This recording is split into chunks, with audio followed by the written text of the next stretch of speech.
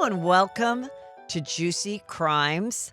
I've got a real juicy one for you.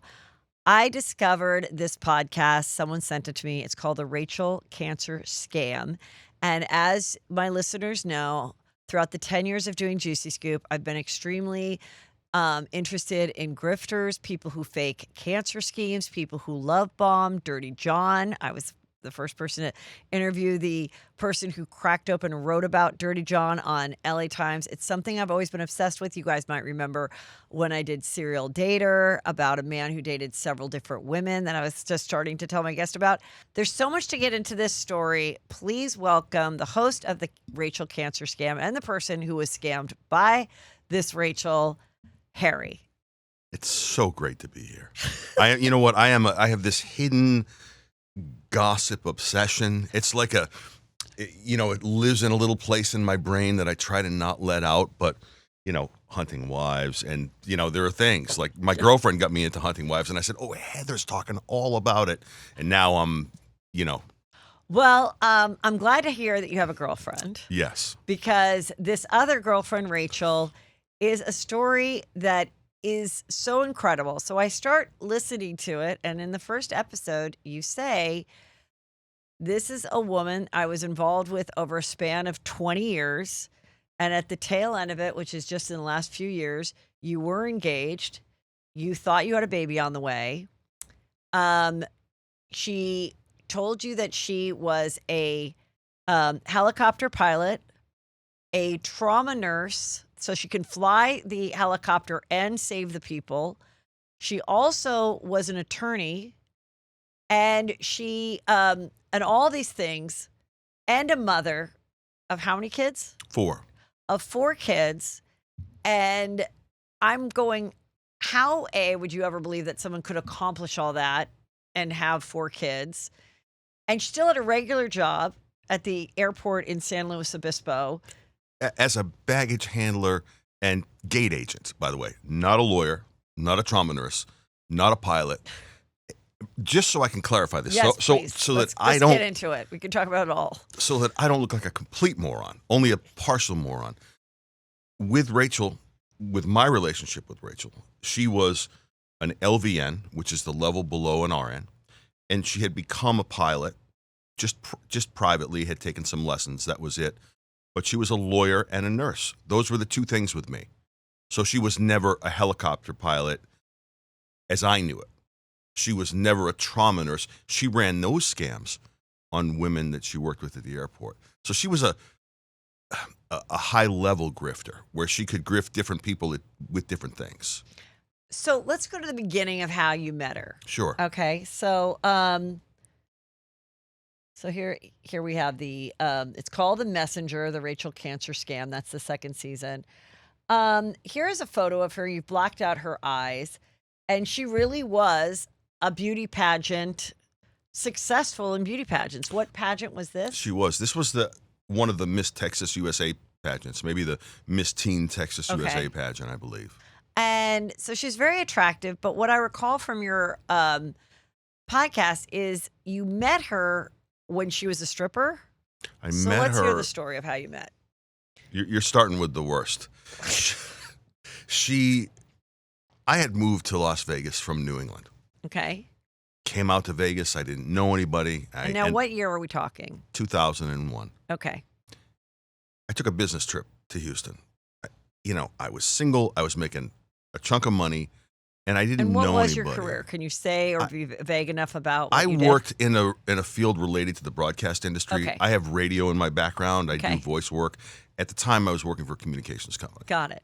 And, I didn't know anybody in the West Coast. I had a bunch of money in my pocket, and I went to Houston, and I found the beauty queen. At a strip club? She was actually working as an escort. Okay. So you hired her as an escort. And how did you hire her as an escort? Are we talking, this means, internet was around. Was it through internet? It was through the internet. So I knew when I got there that that's what I was going to do. Okay. I thought, you know what, I'm 32 years old or 33 years old. I'm single. I'm having a tough time meeting people, and this is what I'm going to do for an hour of fun. Okay.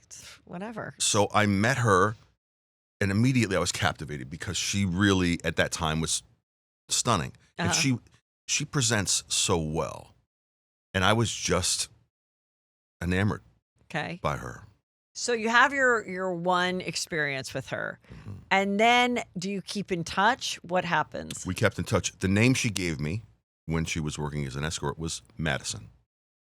And when she met you as an escort, did she say, like, I don't do this a lot, or did she give you a girlfriend experience, or what? She didn't really say much. She said she was new to it. I didn't know anything about the beauty pageant stuff. And when we were done, she said, listen, I had a really nice time. I'm going to give you my phone number, and my name isn't Madison. My name is Rachel. I thought, great. So I ended up seeing her after that without the exchange of any money. It was once as an escort, and that was the end of that. And how often would you see her, since you lived in different places? Because she lived in Houston and you're in Vegas? She ended up moving to Los Angeles shortly after I saw her. So I think I saw her once more in Houston and then a few times in Los Angeles. And when in Los Angeles in those early years, what did she say she was doing with her life? Going to law school. Okay. Studying to become a lawyer, taking classes. But in reality, at that time, was she married? Was she a married mother yet? Not yet. She was working at the Silver Rain. Oh, the strip club. joint. Okay, in LA. I didn't know that, but Okay. yes, that's where she was. And okay, so you guys, how often are you talking? And do you talk on the phone? A few times between October of 2001 and maybe over the next year. We would talk on the phone periodically. She came to Vegas a couple times. I went to LA, and when I was there on business, I'd take her to dinner. We'd visit and spend some time. And then she ended up getting married. So you take her to dinner, you guys Yeah. would have sex, spend the night together, and then like kiss her goodbye. No strings attached, nothing like that. I'm not going to disagree with what you said. I don't kiss and tell. I'm just Okay, going to say yeah, yes. Yeah. Yes, Okay. Heather. Yeah. Okay. So then what happens then where she gets married and starts having kids, and you also get married and have some divorces? This is the craziest part of the story. It literally, the nonsense began in a way here. In 2002, she meets a guy that she's working with at the strip joint. They get married. His name is Mark. Okay. By the way, Mark is still her husband today. Right. Still her husband. Okay. They realize about 6 months into the marriage that Mark's divorce hasn't been finalized properly. Okay.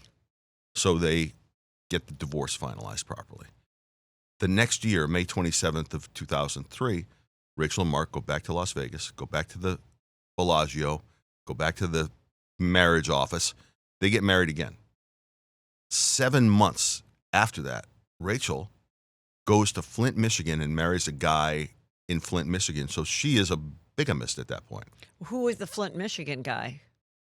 He's a guy, if you're familiar with the story, that was connected to a guy named Bobby. Bobby was a hockey player in Houston, a guy that Rachel had a crush on. He's a part of the story. Okay. But Bobby was a friend, a side piece, for lack of a better word, of Rachel's. When Rachel went to see Bobby after she married Mark, Bobby broke up with her. She said, you know what, I've had enough. When she had gone to see Bobby, he introduced her to this guy, Brian. Hell hath no fury, like a woman scorned. Rachel said, I'm not going to take this breakup lying down. She went back to the bar to meet Bobby's friend, struck up a relationship, and 2 months later, she was married to him. So to get back at Bobby, the hockey player, she's like, I'm going to not only fuck your best friend, I'm going to marry him too. That's right. And by the way, I'm still married to Mark, who I just married 7 months ago. And what does Mark think's happening during all this? He doesn't have any suspicions? She disappears from Mark. Mark calls her phone one day. His own admission is 20 times.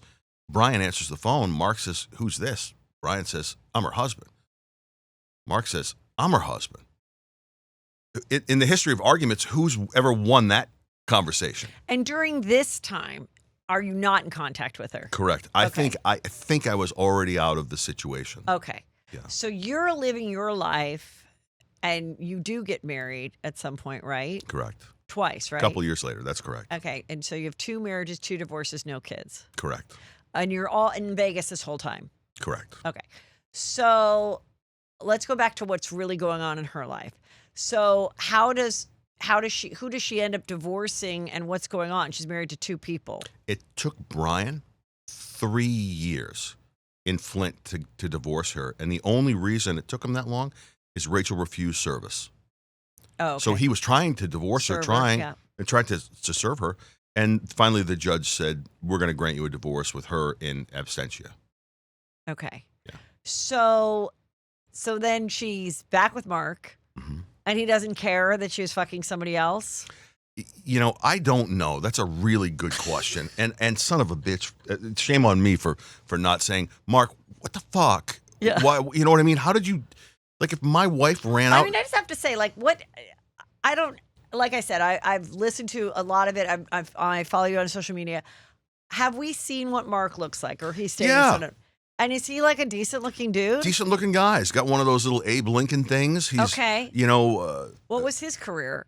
He worked as a sound and security installer. So he's Okay. a pretty bright guy. He's a tech guy. Okay. By all accounts, a good husband.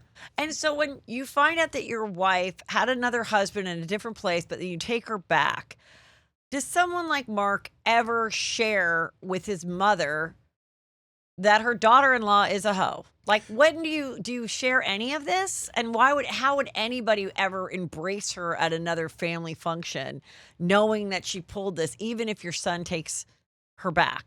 You haven't even gotten to this part in the podcast yet, Heather. Well, it bounced around, but yes. Go. In 2012, Mark starts working up and down the coast, up to San Francisco, down to the Malibu, and Mark's mother is living with them. Okay. Rachel ends up bringing another guy named Mark home, into that home where Mark's mother is. We're just friends. We're just friends. One night in the middle of the night, there are noises upstairs. Mark's mother realizes she's screwing this guy. I'm in their house. Like, what? So Mark's mother says to Mark, I can't be part of this. I got to go. And Rachel, the enemy of the narcissist is the truth. So Rachel had Mark ostracize Mark's mother from the family. So for like 10 years, Mark didn't talk to his mother. But why is Mark so okay with her being a serial cheater? It's a great question. I've asked him a million questions. He's been on the podcast twice. I talk to him several times a week. Did he cheat too? I mean, when he's up and down the coast, is he at least like getting love elsewhere? And maybe that's why he doesn't care that much. Did they have like an unconventional thing? They had 4 kids, and I think he just loved her and wanted to believe what he wanted to believe. Shame on, for the same thing you'd say to me, shame on you for not seeing it or dealing with it. For him, I don't know why. And it was there. It wasn't just one guy. It was the marriage to Brian. This guy, whose name is Mark, also in 2012, there was another guy at that very same time that Rachel told the same story she told to me, which was, I'm pregnant and I have cancer, that she was working with at the bank. There were a group of guys in 2012 that she ran scams on. Okay, so let's just, because this is where I kind of just, for my purposes, need to just keep a linear, because I find it very confusing. So now you're not in touch with her. You don't follow each other on anything because it's like mid-2000s. And then she gets back with Mark, has kids. Do they have money? Do they live in a decent house? Like, they're not like struggling. They're not like... Yeah, they made a decent living. And honestly, they were never estranged. So once they were married officially in 2003 in Las Vegas, they never divorced. Again, even to this day, they're still married. Okay, so she's having these kids. Yes. When do you connect with her again? Around 2012. And how does that happen? I reach out to her. My marriage at the time is falling apart. I found Marriage out number 2? Marriage number 1. Oh, sorry. I find out that my wife has been unfaithful, and I reach out to her. And how did you reach out to her? She still had the same number? I found her on social. Okay. Facebook, I think. And hey, great to see you. Great to see you. We start talking, and I said I'd love to reconnect again. And she said to me, "What are you looking for?" And I said, "I don't know." I said, "Maybe happiness, right? I was just unhappy." And then she told me, "I've got a couple things to tell you to update you on my life. Number 1, I have 4 children. Number 2, daughter number 2 is the product of an SA, a rather violent one. And I have full custody of the kids because Mark has been beating me up and had beaten me up. And then fast forward 6-8 months, she suffers a really bad beating. And when they open her up, she tells me that they found cancer in her. And now she's got cancer. So let's That's go where back. that started. Okay, so let's go back a little bit. So when she says, I have 4 kids, all with Mark, but number 2 was with someone else that came, and what? Was it someone she knew, or she says? Somebody in a bar. Okay. And he was okay with that. She's pregnant. She's going to keep the baby, or whatever. Okay. So these kids, when you start talking to her in 2012, are ranging in what age? At that point, they were 2 to maybe 7 or something like that, 8. And at this point, why would you want to get involved with a woman that has 4 kids and an abusive ex-husband to be? Like, was she still looking that good in her Facebook posts that you were like, I don't care that you have 4 kids? I mean, that's a lot. Hot or not, that's like, who wants to take that? Like, are you seeing yourself as stepdad of the year, like when you've never been a dad before? Is this where I get to phone a friend? The fuck? What?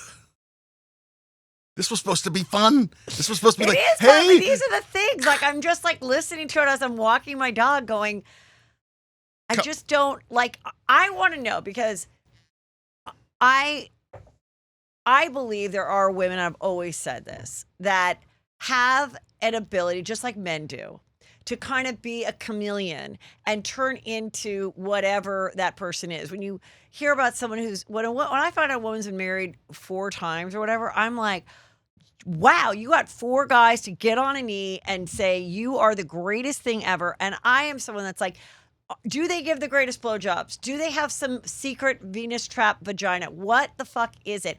Or is it they're so, like, I think it's more that they just make you feel like you're the greatest thing. Like, when I talk about a Dirty John type, when I studied that case, I was like, I think a guy comes around and is like, you are the greatest, most beautiful, the funniest, the smartest. And us as women go, finally, someone gets me. Obviously, we should be together because you think I'm this great.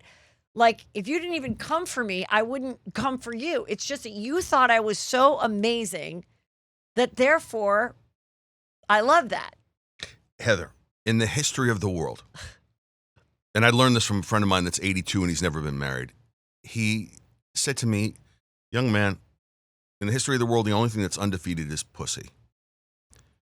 And I thought about it for a minute. I thought, besides it being the most misogynistic thing you could imagine, it's true. There is something that in the power that women have.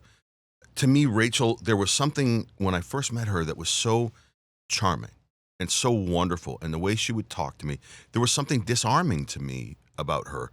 And I was in a shitty spot. You said something interesting. You said they mirror you. Narcissists, one of their specialties, and this one is a narcissist. They mirror you. This is what she did to me when I got caught up in the cancer scam. I was just in a spot where I was, I suppose, in love with the idea of being loved or in love. I mean, you see yourself as a Captain Save-A-Ho. What are we doing here? Yeah, and I've shared my background a little bit with you, and on the podcast, Captain Save-A-Ho is an interesting descriptor. I think that when I found out that she was getting beaten up and she had cancer, my instinct kicked in. It took her 3 days to try to talk me out of going to deal with Mark. So she tells you this, and yeah, that's what I was like. Wouldn't your first instinct to be like, why aren't you calling the police? Why aren't you getting a protective order? Do you need an attorney? I'm not going to risk my life and end up in jail. Like, I'm not going to beat him up, but like, he better beat the fuck out of the house. Like, if this is something that you really cared about, why didn't you go that route? Honestly, my opinion was, fuck the police. I'll go there and take care of it myself. Okay. I got a background. Okay. And I didn't have an issue with it. And that's what I wanted to do. It just infuriated me that he would do that. And to find out. And this is all just on the phone. Is she sending you photos of a black guy or anything? I think I got a couple of pictures when she was beaten up. And by the way, she invented a friend by the name of Laura who shared part of this story. I would get texts from her and all that. When I was investigating the entire story, one of the things that came up was the number for Laura was actually registered to Rachel. I talked to this woman. This was before people were cloning voices. She had someone that was complicit in her storytelling. Wait, you think it was a whole nother person, or you think it was just her doing a voice? I think it was a whole nother person. I think she had a friend who she said, will you do me a favor and use my phone and call him and tell him? I think she had a partner in crime. I think it was just her doing a voice. I don't think it's that hard to do a voice. Maybe because I do voices. But I used to like break up with guys for friends. And they would like listen on three-way, and I would be the person breaking up with them because they didn't know what to say. And then I'd be like, you're such an idiot. That guy was so nice. But I'd be like, hi. And I would just do their voice. So Yeah. I'm like, I think she could just create a voice. Okay.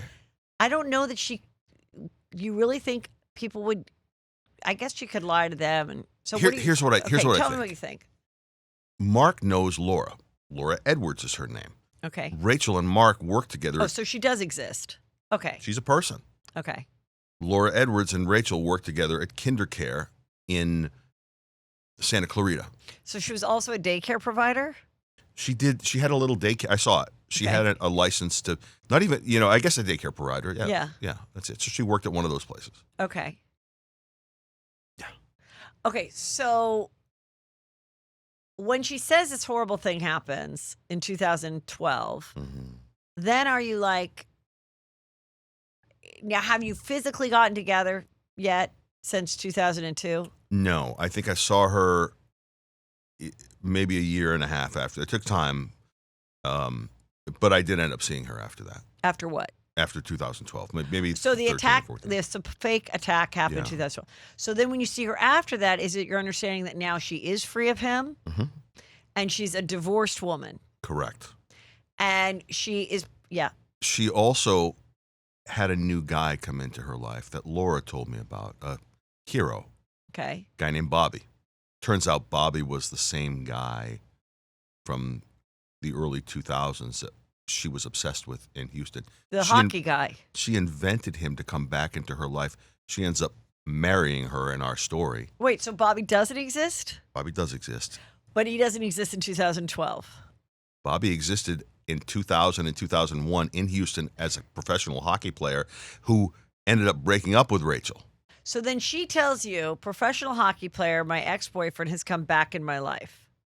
When she told me about Bobby and I know this is a lot to follow. When she told me about Bobby in 2012, he wasn't Bobby the hockey player. He was a guy that was in the wine business in Paso Robles. Bobby's father owned a law firm, was a lawyer. When Rachel graduated law school, she worked in Bobby's father's law firm. Bobby ended up apparently fathering another child outside of the marriage, and then she killed Bobby off. In her fake story. So Bobby never existed because she never went to law school. She never worked at a law firm. Bobby was a hockey player in the early 2000s. So do you think she told you that she had this winner of a guy that has money and is of a law firm world to make you be jealous and desire her more? I think ultimately it was to desire her more. I think she had a storyline. This is no different than a movie script. I think she said, I'm going to develop this character named Bobby, a name from my past, and I'm going to create this new plot line for Bobby. And Bobby was in her life from 2014 to 2017, and Bobby passes away of an overdose. Now, during this time, you're still in Vegas. She's in San Luis Obispo now. Yes. And you're into her, but are you physically seeing her? I think I saw her once or twice. I got divorced at that time. Okay. And then I ended up getting remarried to someone who I was friends with, who I don't want to say much about that. Well, does wife number 2, did she know about Rachel? Did not. Did she ever suspect that you were talking to somebody else? I wasn't talking to Rachel during those 2 years. I never did that. I never communicated with Rachel during those 2 years when I married wife 2. So then wife number 2, how long does that last? A couple years. There's infidelity there, not on my side. And it was ugly. So every girl in your life has cheated on you? Yeah, at least a couple of them have. And have you looked into that? Heather, I'd like to phone a friend again. How many friend calls can I make during this? I mean, what are these? Are these women all a certain type? I mean, you went for someone that was selling her body, that was a stripper. Is that kind of your type? Like a girl that, is super sexual, but will convince you that, she's Mary Magdalene and she's going to change her ways because you are that moral high ground and great guy. So you're going to make a hoe a housewife. Listen, moral high, and I'm not some moral high ground. I hired a hooker. Right, but I'm saying in your mind, is that the trick that these women use? Sure. Okay. And that, by the way, that's the expression the hookers have. A guy is a trick. Why is he a trick? I'm going to trick him into thinking that I'm into him. Yeah. I'm into him. Yeah. Yeah. So then the other marriage dissolves, and you weren't talking to her during the second marriage. I might have gotten a couple messages, but nothing. Nothing in person. No, and I'll tell you what. Now that I think about it, Rachel sent me some pictures during my marriage that I just put away and didn't. I don't think I even responded to, like pictures, like sexy pictures. Yeah, sexy pictures. And I just quickly hey, miss you, and it's just like, yeah, okay, naked.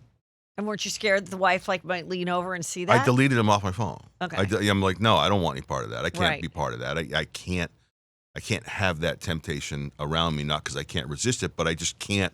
It's not okay. Yeah. Like if I saw that my wife was getting naked pictures from a guy, I'd be fit to be tied.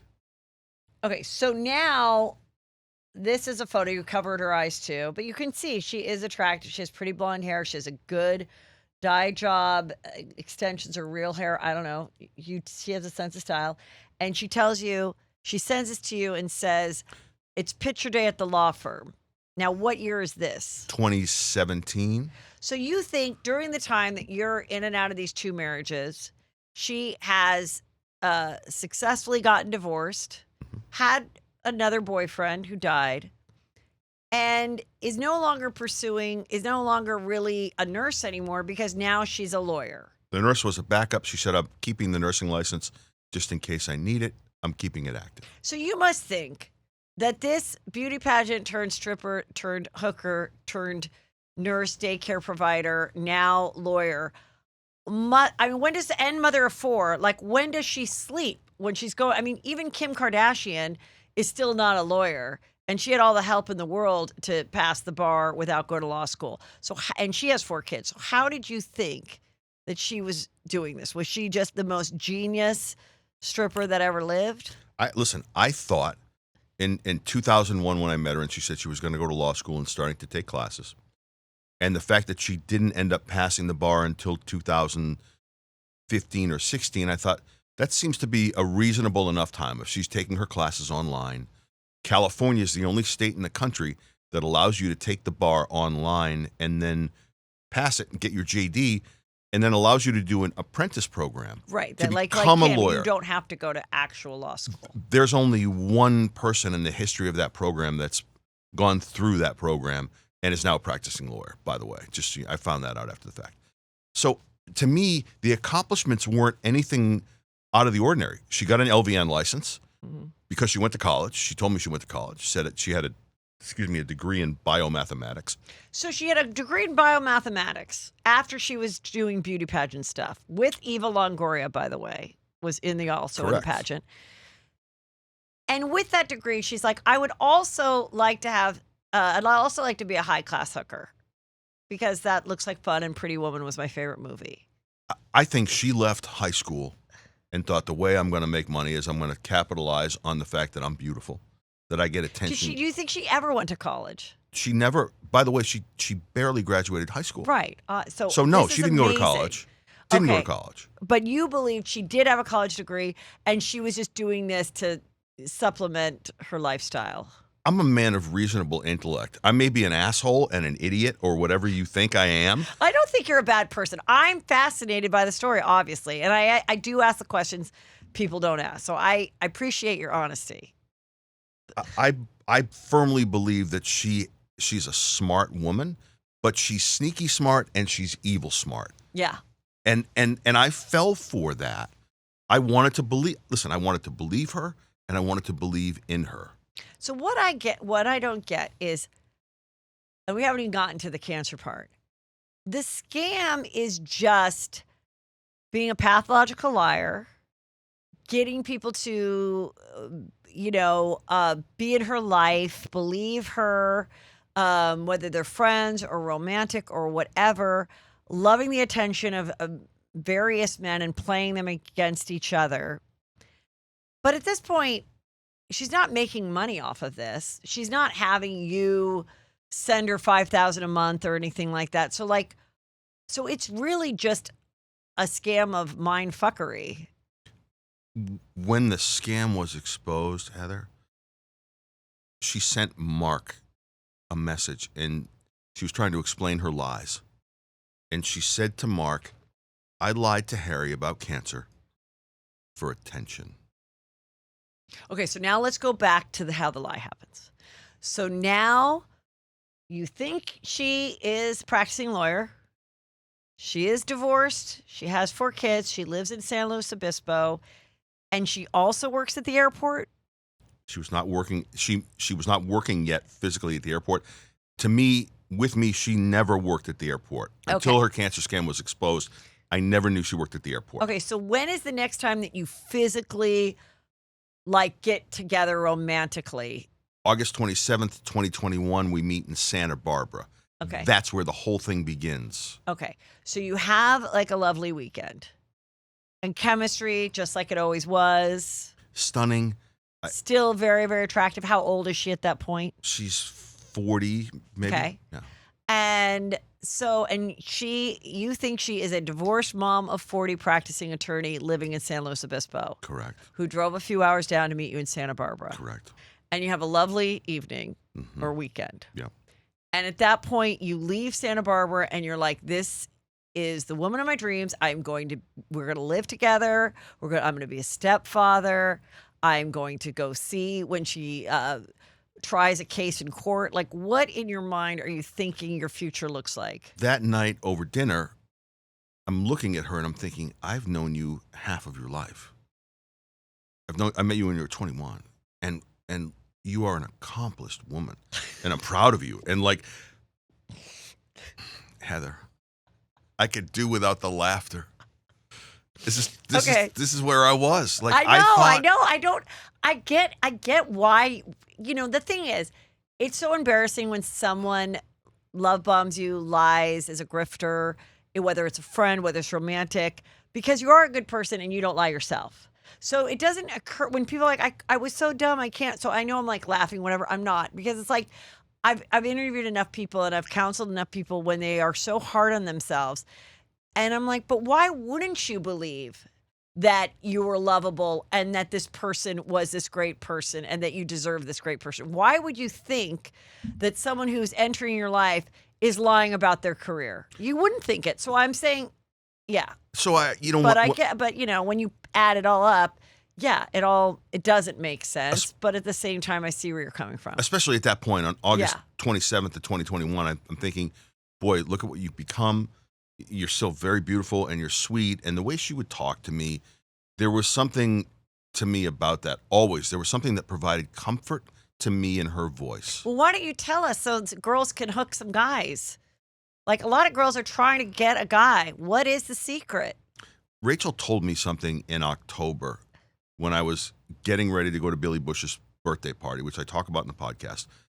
She had written me, and this is how she hooked me, I think. She wrote to me and said, we can no longer keep doing what we're doing. We can't be friends with benefits. You can't fly to Santa Barbara. I can't come to Vegas. I need to see what I'm capable of. And I looked at that like it was an ad. It was like my hold my beer moment. I said, wait a minute, if that's what you're looking for. Like a real relationship. Like a relationship, why don't we look at doing that? Why haven't we ever connected before? There have been periods of time where we were both single between 2012 and now. Between Mark, Bobby, and Michigan Flint, or whatever, Flint, Michigan. Okay, go on. Yeah. Right. God, you are tough. This is like Ted Koppel with tits. What the fuck? I thought this was going to be fun. Go on the gossip show. It'll be great. It'll be fucking great. Now thank God I'm not wearing my Apple Watch. It would be calling the police. Like, have you fallen? Is there an emergency? Jesus Christ. Okay, go on. Yeah. I- Okay, so so I'm thinking, where was I? You said, why don't we have a real relationship? Why don't we then? have a real 'Cause relationship? She's like, She's accomplished. She's a lawyer. My God. Nothing is far-fetched. Like, she's got an LVN license that she doesn't use. She's Reese Witherspoon and Legally Blonde. Look at That's her. right. Yeah. And she's just doing her thing. And I thought, boy, she's beautiful and she's smart and she loves me. And so she writes to me before we go to Billy Bush's house. And she said, I can't do this. I'm looking to see what I'm capable of these days. I'm ready to be loved and I'm ready to love. And I said, if that's what you're looking for, if you're serious, I'm interested in exploring that with you. Not like, let's get married today. But if that's what you're looking for, maybe this is our time. Now, at this time, does she even talk about her kids, their activities? Oh my God, this one is doing this in the house. I mean, a mother of 4, it sounds from your podcast that she really didn't, and you didn't overly ask. I did, and I've deliberately kept the children out of it. One of her daughters, a very accomplished, very good softball player. Her oldest daughter, who she is estranged from, Madison, is in school and I think is going to end up being a doctor. Her 14-year-old, and this is verified, just graduated college over the spring last year. Real story, true story. It's been in the paper. There was a news story. 14-year-old graduated from college. Yeah, while in high school, by the way. While in high school. Brilliant. It's on the news. I'll send you. That's crazy. Well, I mean, sometimes I'm just like, yeah, sometimes that hype. I mean, I do believe intelligence is somewhat genetic, not always, but somewhat can be. And I do think it like not skips a generation, or the parents didn't really use their intelligence in the right way, and then they like push their kids so much. But that's insane that she has like a genius child. Well, when was she even home with them? By the way, in the middle of this podcast, 2 months ago or 3 months ago, she calls the local news station in San Luis Obispo and says, my daughter is this genius child that graduated from college at 14 years old. And she's on the fucking news. And Rachel is. Rachel. And I saw, and I didn't put it on my podcast. I didn't talk about it in social media. And I thought, the nerve of her. Yeah. To know that I'm talking about her every single day. And you're going to put yourself on the news? Get the fuck out of here. Okay, so we got to get to where this all.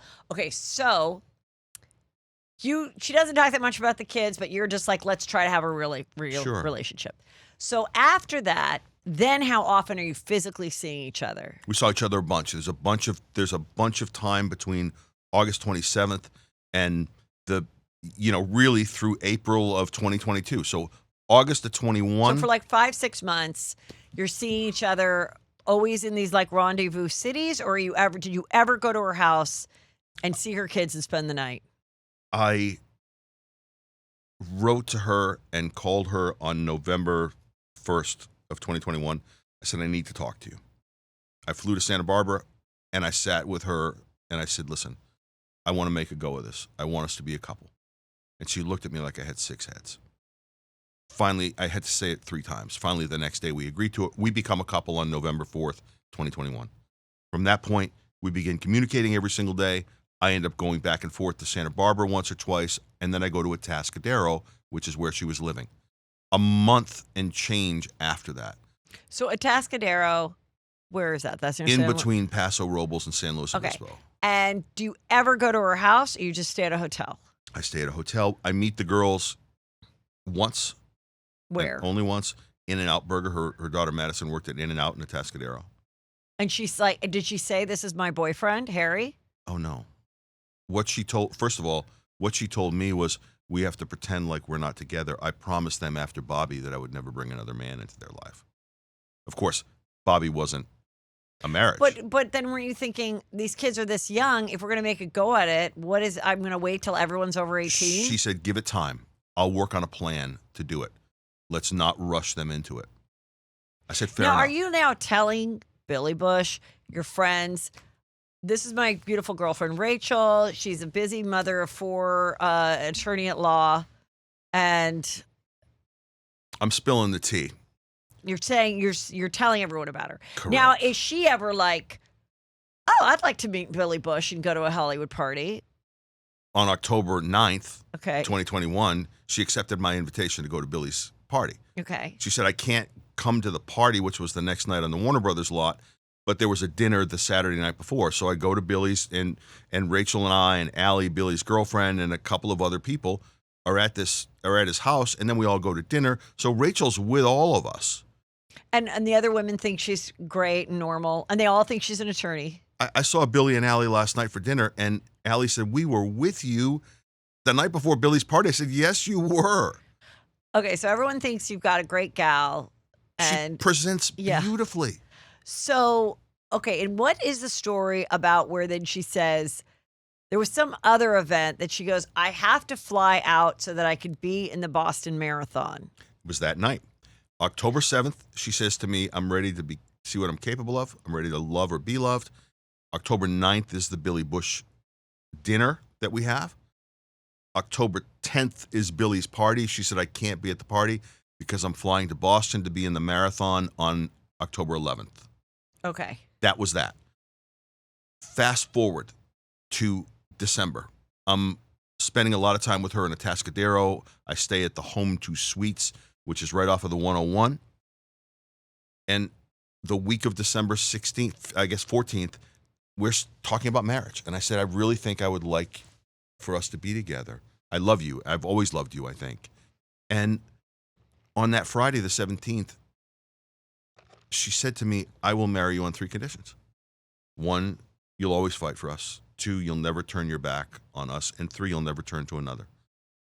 And I thought, that's kind of a romantic thing. I'm like, yeah, I'm in. That's easy. That's December 17th. I go back to Vegas on the 18th. The morning of the 19th, she sends me a text and says, what are the dates that we were together over the last few months? And I thought, well, that's interesting. Come to find out, she's Mr. Period, and she thinks she's pregnant. She said, I think I missed my period, and I think it's possible I'm pregnant. But also, the last time my cancer came back, I also missed my period, and I never missed my period. I don't know anything about your evil lady parts, and I don't know whether that's a true statement or not. Anyway, she talks to her oncologist, goes and gets a blood test. That night, 2 days after I said, let's get married, she calls me hysterical. I mean, this is the best, you know, that cry, that ugly cry. She's on FaceTime. I'm looking at her, and she is boo-hooing and trying to catch her breath. I'm so sorry, Harry, that I brought you into this. I have cancer. My cancer's back. And by the way, the doctor thinks I'm pregnant. I'm like, fuck. I said, listen, don't worry about a thing. I am going to come there, and we're going to get this figured out together. It's too late for me to fly from Vegas right now to San Luis Obispo. I'm going to find someone to watch my dog. I'm going to jump in my truck and pack a bag, and I will see you tomorrow. I will drive all night, and I'll go to the oncologist with you. And she said, don't do that. I'm very private about that. Will you come Tuesday? Sure. So I go there Tuesday, and that, you know, essentially started the entire the entire trip to stay up there. But that next day, when she went to the oncologist, she said, I'm going to go to the OB next. And when she left the OB, she sent me a text that said, do you want to see OBGYN, you mean? OBGYN. Yeah. Sent me a text that said, do you want to see a picture of your baby from today? I'm 55 years old. I've never had a kid. I'm like, yeah, I want to see my baby. And she sent me a picture of the baby in her belly, Right, with her name on it, with its expected date of birth. And I thought, oh. I'm 55 years old at the time. I'm thinking, I'm going to be a dad. So I begin to romanticize this thing. My hook is in her mouth. I'm flopping around on the fucking boat. Like, I'm in. Like, I've waited for her. I have waited for her.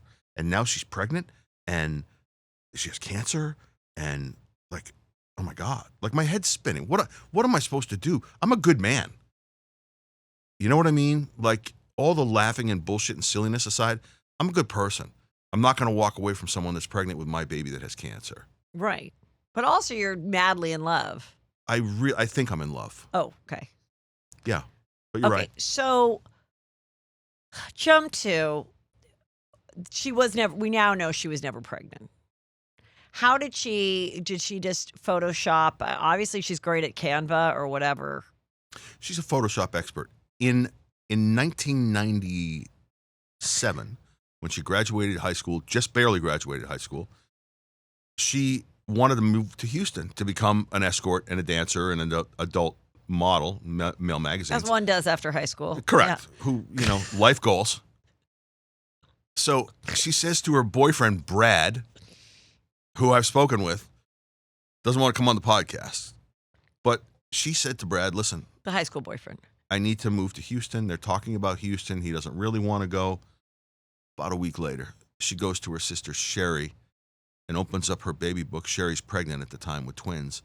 And she takes the ultrasound of twins out of Sherry's baby book, rips the top of it. This is pre-Photoshop, 1998.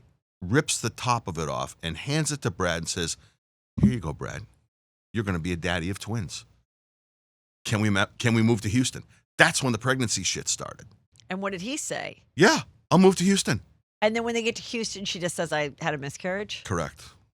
So when does your miscarriage happen? February 10th, 2022, while she's in Mexico. Why is she in Mexico? Family vacation. With the girls, with her With daughters. the girls, after she started chemo with a chemo pill. And by the way, I thought she was stuck there with COVID. By the way, she was only in Mexico for a week. She was not in Mexico on February 10th.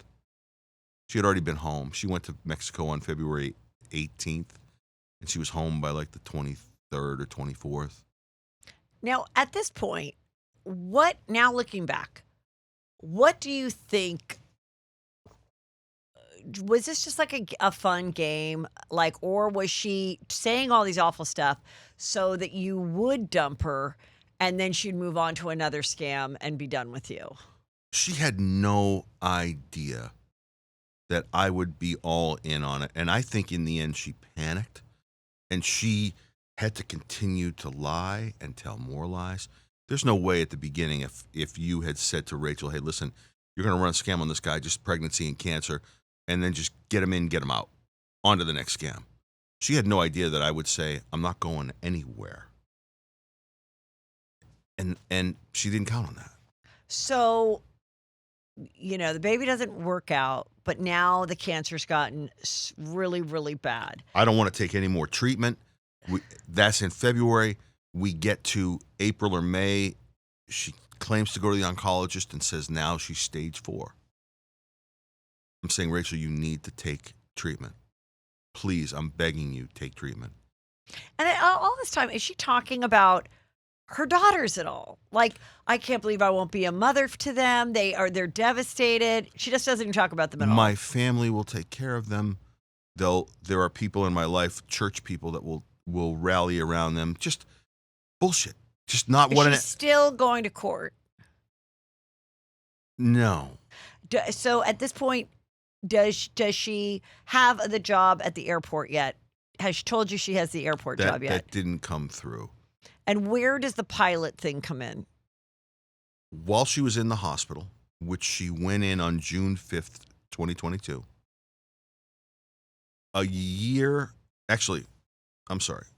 June of 22, she goes into the hospital via ambulance. By September, she's working at the airport as a baggage handler while I think she's in protective isolation at French Hospital in Slough. So June, July, August, September, so 4 meaning months. that her cancer was so bad, which I've never heard this happening to anybody, that she can't have one visitor? Protective isolation because her immune system is so compromised. And I said, listen. So she's like girl in a plastic bubble? Yeah. And I said, listen. Like John Travolta? Correct. Boy in the Plastic Bubble. Okay. I remember that. I'm old enough to remember that. Yeah. I watched that on ABC on a Friday night. That's how old I am. Me too. God. So I said to her, listen, this doctor is telling you can't have any visits. I call bullshit. Every one of those doctors goes home at night and takes the suit off. Right. They go live their fucking lives. They go out to bars. They go to dinner. They live their lives. I will do the same thing. They can give me shots. They can quarantine me. Have you ever looked up, do people have full isolation when they have stage 4 cancer? They can't. Protective isolation is a thing. You have to be really sick for it. But it was. And is she sending you cancer sick photos? Oh, yeah. You got some, right? I don't know if I put them in here. No, I didn't. But it's all on your Instagram. yeah, the Instagram, which is the _Rachel_cancer_scam.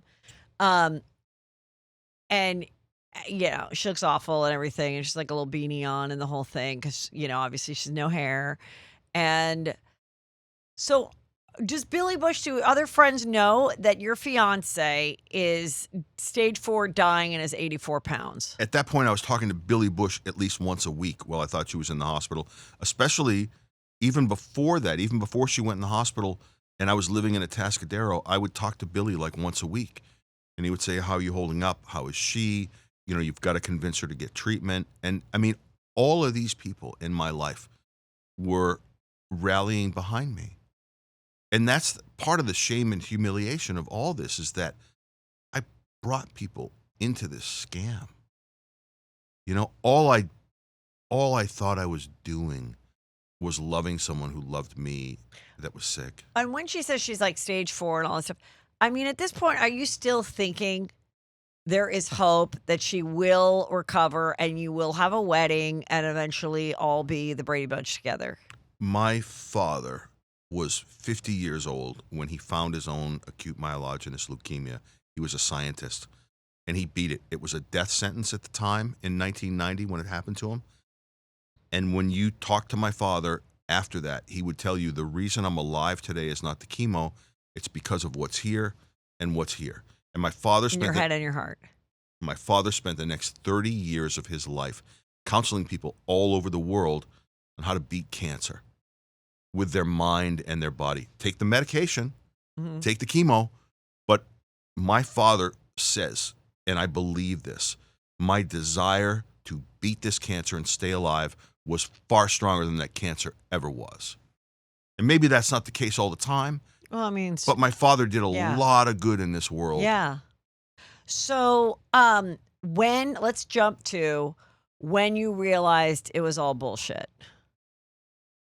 I saw red flags in a bunch of different places that I refused to really jump on her about, beginning with the Billy Bush thing. When I thought she was in Mexico with COVID and stuck, I called Billy saying, hey, can you call one of your friends at Wheels Up or get a private plane and get her out of there and get her home? She's sick. She miscarried our baby, and I'm just worried about her, and I need to be with her, and I can't get to Mexico. And he called the people that own Moon Palace, and he called me back. I have the message on my phone. I played it on the podcast, and he said, something's weird. My buddies say that your girl's gone. That she checked out. And I said, no way. And I texted her. Do you think she's laying in a room, vomiting, sick? Miscarriage. Depressed. COVID, yeah. Right. No. And I wrote to her, and I said, hey, Billy's trying to get you out. I think he can get you out. I think they can send a plane for you. And she said, well, I appear checked out because I'm in a different wing. People that have COVID are put into a different wing, and I'm not a registered guest. There was like this line of bullshit. I should have stopped at that point. Listen, I have a private investigator license. I don't use it. And I know that sounds ridiculous, and you're going to want to throw your coffee at me. I don't use it. I don't have a need for it. I got it for a specific reason, for someone who needed for me to do bodyguard work for something. And that came with it. And I have it. And I have those skills. I just didn't use it. And along the way, I found things that didn't seem right. And she would gaslight me. I would say, if you and Mark have not been together since 2012, why are the two of you on the house in Atascadero together? Well, if that happened, that's fraud. And I'll have my lawyer deal with it. Like, why are you bringing him into our lives? Every time you mention his name, you're bringing him into our lives. That's what she'd say every time you mention Mark. And did she say Mark had visitation rights? Did she say, she just said he's completely out? Completely out. Did she say she got any child support from him? Didn't need it because she was a successful lawyer. What was she living off of during this time? Mark. Okay. In his business. She had no money. She had nothing. She still has no money. Why did she even get a job at the airport? Oh, flight benefits. When you work for an airline, you can pay $40-50 a leg and fly wherever you want to fly. She went, while she was in the hospital with me, Heather, she took 19 trips around the country and the world. And what would she do on those trips? Go take her girls, go with Mark, whatever, go wherever. I'm sitting at home thinking I'm a virtual caregiver to a woman with stage 4 cancer, and she's fucking flying around the world. Are you kidding me? Would she also go by herself and and have other boyfriends and stuff? I don't know that. But then she does have a boyfriend at the job, at the airport, right? Yeah. She has a whole nother side piece. That's correct. Whole nother side piece. And that guy, by the way, when I found out, when she was exposed, I called that guy. Uh-huh. And I said, hey, this is who I am. I'm going to send you some stuff. I said, I'm worried about Rachel. And I sent him like the fake cancer pictures, the ultrasound, like he never responded to me. That guy doesn't respond to me. That guy said, I'm not supposed to troll him. Because he's still with her. They're still together. They're still together. And they're still working the shifts at the airport. He just got fired. And just a month ago. And what did he get fired for? You don't know. I can't talk Okay. about it. All right. And but she still works there. I believe she's very close to getting fired. Now, so where do the criminal charges come in? Because to me, everything we discussed, there's nothing that she did criminally wrong. I love the way your mind works because there is a lot of this stuff. And I'll take you from 2006 to the first technically criminal activity to right now. 2006, she runs for the water board up in Santa Clarita. She loses that election. She's running for... She's dressed like that. With a hard hat on and some plans. That's in her brochure. She runs for what? She's got these aspirations to run for office. Okay. So she runs for office in 2006. She loses the election, but she doesn't lose her way to the bank. She takes the money that they gave her in campaign funds and she embezzles it, puts it into her own account. Oh. The Fair Political Practices Commission in California goes after her for the money. There's still money owed 20 years later. How much money was it? I don't know that exactly, but they're still taking Mark's tax return because she forged Mark's name on her application as the treasurer of her campaign. So that's number one. Okay. 2012, when she's getting beaten up, the first time she has cancer, after she scammed one of these other guys, she goes to the state of California to an organization called Cap Slow. Cap Slow supports people in situations like this, abused spouses, people that need shelter. She gets $27,000 out of Cap Slow. As a domestic violence victim. Presents herself as a single parent, presents herself as living at an address she doesn't live at, misspells her name, Rachelle. Why does she do that? So to not be tracked or something? Okay. Correct. It's her disguise. Okay. About 14 months later, she gets a letter from Cap Slow. Say, you committed fraud. You're still married. You're not a single parent. You misspelled your name. Now she owes them at that point $29,000. Fast forward to today, as we sit here at the end of summer in 2025, she now owes them almost $90,000. Because of interest and all that. Interest, penalties, fees, all that. Then, by the way, they sue her, but they don't hand it over to the DA's office. So there are no criminal charges filed, which to me is bad. It's fraud. Because we could have stopped this. We could have stopped this. This could have, by the way, been stopped when she embezzled campaign funds in 2006. Right. Didn't get stopped. Didn't get stopped in 2012. Mark, the husband, after all this comes out, sends me 2 years worth of text messages. He said, just for your own records, I know you're working on the podcast. If you want to see what was going on in our lives. I held that for a year. It was too painful for me to look at. When he sent it to me, I held it. I didn't look at it. And now you looked at it, and what is it? I looked at it in March.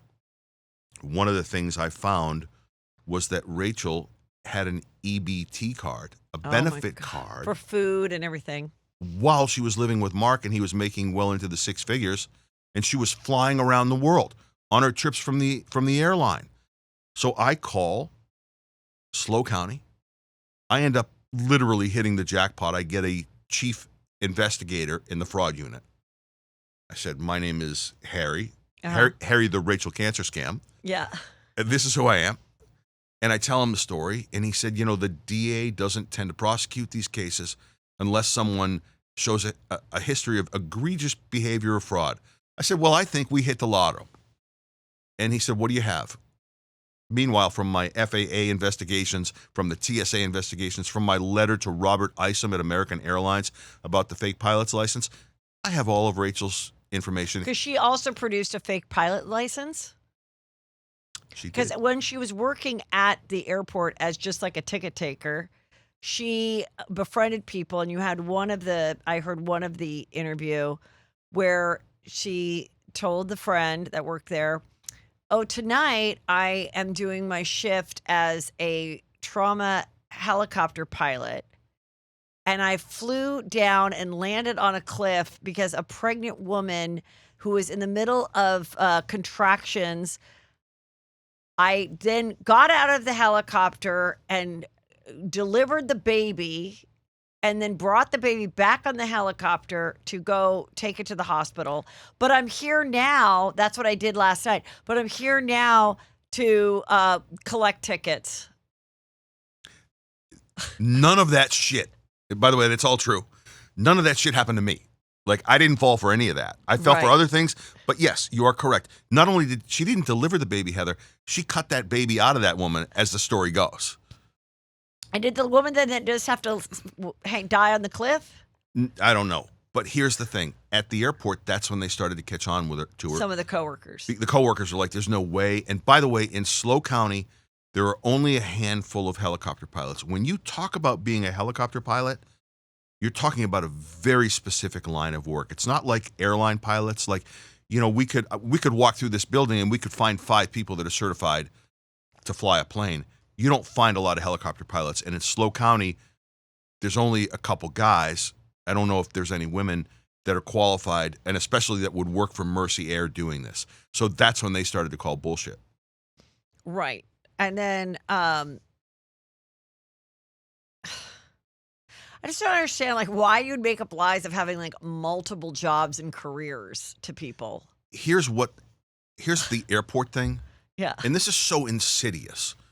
She tells the folks at the airport that she's working as a trauma nurse and a pilot for Mercy. And then she says, by the way, my second daughter attempted self-harm, the worst kind, and she's hospitalized for it. Will you guys cover my shifts so I can keep the Mercy Air job? Because that pays our bills because I'm a single mom. And will you guys cover my shift here at the airport? Well, the reason she did that was because she wanted to keep her flight benefits.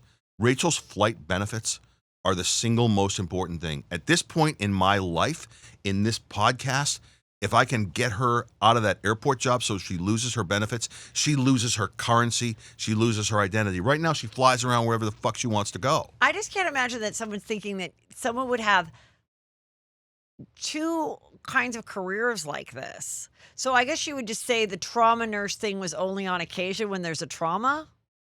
There aren't that many things that happen, especially in SLO County. If that was true, if the baby story was true and there was a helicopter rescue in Big Sur or wherever it was, and the helicopter landed and a trauma nurse made a C-section and cut a baby out and saved a woman's goddamn life, you don't think that would be on the news? Right, exactly. But wait, I missed the part. When did you find out it was all bullshit and she was never sick? And how did you confront her? When did you, without any doubt, said, "Oh my God, for whatever it was, a year and a half or 18 months, I thought the love of my life was in isolation, dying of cancer, mother of 4, and I wasn't going to leave her. I wasn't going to break up with her, even though I couldn't see her." And then you find out the whole thing was a lie. How? 562 and a half days after she went into the hospital, I get a message one day from the woman at my office, from the front desk, that says, "Hey, Harry, there's a Mark so-and-so on the phone." I thought, why is he calling me? Like, her husband. Did you think maybe it was that she died? There were 2 choices. One, she's passed. Or 2, he's calling me because he found out that I'm in touch with her and he's calling to start trouble. Okay. So I said, send it to voicemail. I don't want to talk to him. I let my blood pressure go down. I go out to my car 15 minutes later and I said, "Hey, Mark, this is Harry." He said, "I understand you know my wife." And I said, "Stop right there." I said, you're lucky I didn't fucking kill you a dozen years ago. I know what you did to her. I know you beat her up. I know that you're an abuser. I know that you did all these things. What do you want? He's like, what are you talking about? And then I hear his voice for the first time. Like, I didn't hear it when he answered the phone. And he's this calm, soft-spoken guy that I have just jumped all over with my asshole imposing sounding voice. He said, tell me, what's the nature of your relationship with Rachel? I said, she's my fiance. And I'm still pissed. She's my fiance. She's not your wife. She's my fiance. She's wearing my ring. He said, fiance? He said, when's the last time you saw her? I said, May 5th of 2022, when she left the Santa Barbara hotel. At the same time I did, she went to start cancer treatment, and I went back to Vegas. He said, I'm not looking for any trouble. Is this your cell phone you're calling me from? I said, yeah. He said, hold on a second. And he sends me a video, and I hit play on the video. He said, this was taken last night. It's Rachel walking into the marital home with flowers in her hand, not from Mark, but from the new boyfriend. I'm like, oh my God. I've been thinking that for the last 563 days she's in the hospital and she's going to die, and maybe Mark was calling me to tell me she's passed on. But there she is walking with another dude's flowers into her home. And how did he know about you on that day to call you? Because 5 days before that, he realizes Rachel's disappearing a lot at night. He looks for her on Find My Phone and sees that she's at a home in Paso Robles. So he goes to the address and he sees her car in the driveway. He walks up to the door. He rings the doorbell. Guy comes to the door in his pajama bottoms and no top, no socks and shoes. He says, can I help you? Mark says, I'm looking for my wife. Who's your wife? Rachel. She's busy. Whatever. Mark ends up like sitting in the driveway. There's some argument. And Mark waits for Rachel to come out. 20 minutes goes by. He just goes home. And then Rachel comes home. Mark goes to pick up his daughter 5 days later. In the meantime, there had been a fight at the airport. Mark went to go see Rachel 3 days after finding her at Russ's house. He has a fight with Russ. 2 days later, the 20th, he goes to pick Madison up from the airport, the child from school. Madison said, what happened to you? He said, I had a fight with mom's boyfriend. Madison said, Harry? Mark said, Harry? Who the fuck is Harry? Madison pulls out her phone, says, this is Harry. And she's got my Instagram account pictures from a year ago of Rachel and I all over my Instagram account. He said, this is Russ. Who the fuck is Harry? So then at that point, that's when he called me. And I'm like, oh my God, this is like the sands through an hourglass. These are the days of our lives. And that's how I found out. That's how I found out. She said, oh, mom's boyfriend, Harry, you mean? Because Madison had found a note that I wrote to her and saw pictures on my Instagram and saw the social media. Like, here I am with my girl Rachel in Santa Barbara. And that's how I found out. And then do you confront her then? Mark and I have this conversation. Yeah. He starts to tell me some things. And he said, do you know Russ so-and-so? So I got no idea who that is. I said, who is that? He said, that's Rachel's boyfriend. She's been spending a ton of time there for the last month. I had no idea. So I said, you know what? Give me a couple minutes. I'll be right back to you. Like, another moment of deep breathing. And then I sent her a text message. At that point, I understood that she was very sick, weighing only 66 pounds. She wasn't responding to my texts. She had disappeared in the hospital. I didn't realize she disappeared with another dude. So I sent her a text message. I said, hey, do you know Russ so-and-so? I've been waiting sometimes days to get a response from her. I got a message instantly. No. I said, are you sure you don't know Russ so-and-so? And she said, I have no idea who that is. And I said, well, it's interesting because I just got a call from Mark. And she wrote back and she said, what did he want? He's been coming around starting trouble. And I said, coming around where, Rachel? She said The isolation hospital bed? the house, starting trouble with the girls, because she told me Mark's been spending time at the house to help watch over the girls. That's good. That's good, yeah. And so she's got that shit going. And I said, enough. I said, you're not in the hospital. You don't have cancer. You're not paralyzed. You didn't have a brain surgery that wiped 10 years of your memory out. Where are you? But you still think she's a lawyer. Fuck, I don't know what I think. God damn it. Did we get recess from this? We are going to wrap it up because there is so much more, and I do want people to check it out because now it looks because you're in the second season of it called The Messenger. Correct. The Messenger, the Rachel cancer scam. And she is pissed.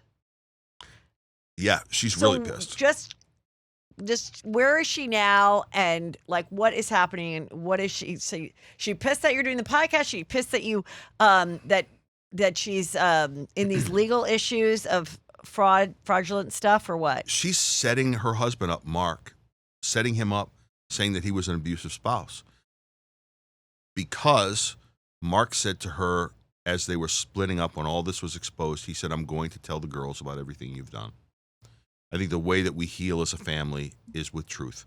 I think that secrets in a family can be awful.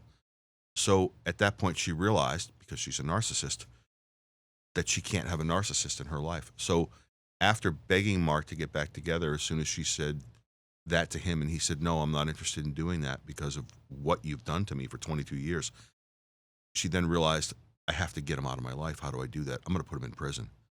Mark robbed a business in 1992, and as an ex-felon, he can't have a handgun. He's got a strike against him. She's built a case. This is going on now. She built a case against him for abuse.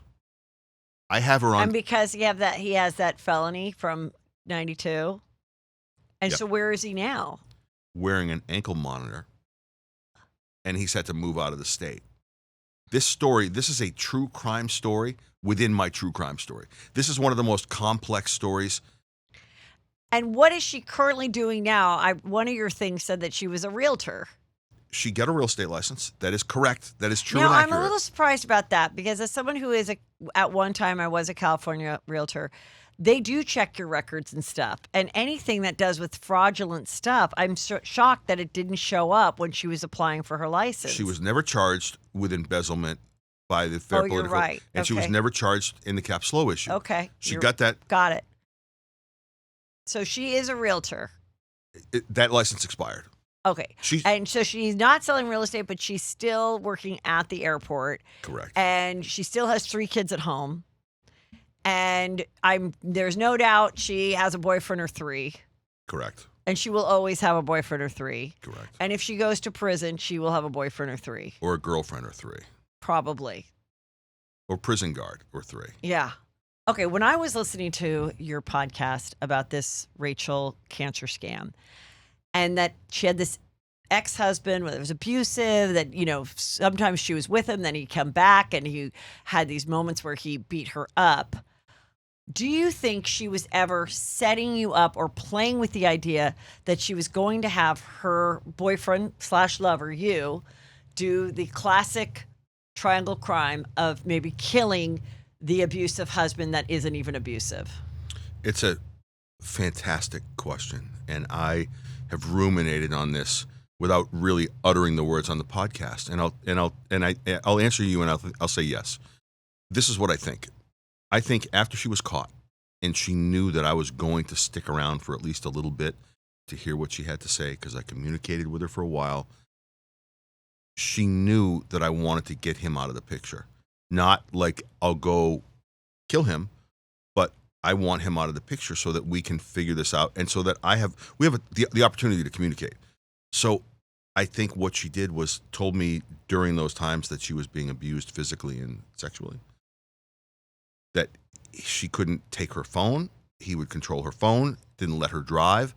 She was riling me up. I think the end game was so that I would go there and I would deal with him. And by the way, that kills 2 birds with 1 stone. Mark is in the grave and I'm in prison. So yeah, I think that was the end game. Wow. Yeah. No- I do too. No one else has asked me that. And I think it's a really astute and great question, because what is the end game? The end game is I get rid of both of these guys. I get to go be with Russ or find some other guy with money. And these guys are both out of my life. Yeah. It's a lot. Wow. Well, I'm going to keep listening. There's still so much more out there. It's amazing that you have these other men. When do you think Russ will come around? When is he going to realize what he's involved in and be your next guest? That guy must be the biggest idiot. He has sat through what are now 32 episodes of my podcast, being out there in his hometown, and he's still telling people Rachel's a pilot. Rachel's a nurse. He just, I don't understand it. I just think he just doesn't want to know. And she's telling him, this is this crazy guy that's, a fame whore that's been after me for 20 years. I'm sure she's saying stuff like that and giving enough reason to, not want to look at flags, right? I want to show you something. That my camera right there? Yeah. That.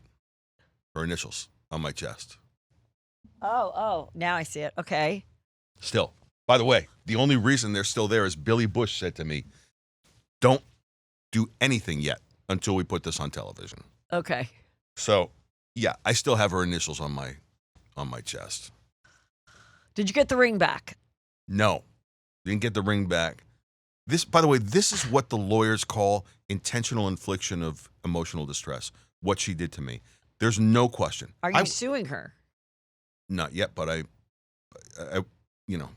can't comment on ongoing.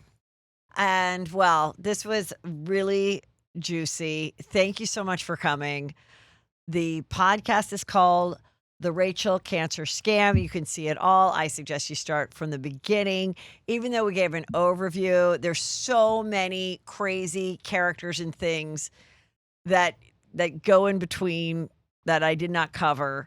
And not to mention, yes, during the course of our story, she killed off more people than Eileen Wuornos, who to this moment has been the most prolific female serial killer of our time. By the way, they were all Rachel deaths. They were not real deaths. Right. In our story. So again, just adding more tragedy to her life. Her already tragic life. Yes. In which, you're the Captain Save-A-Ho to try to help the hoe who became a lawyer, who became a trauma nurse, helicopter pilot, and soon to be American Airlines full-blown 747 pilot. And with any luck, the future felon.